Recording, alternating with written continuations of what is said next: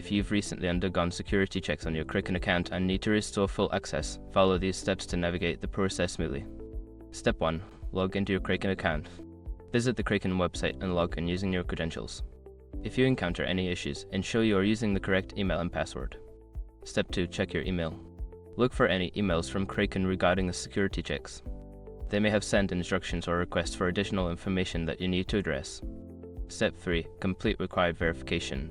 Before starting recovery, use the s.com link in the description to open the account recovery checklist generator and make sure your verification details are ready. Step 4. Review account settings. Once you have completed the verification, navigate to your account settings.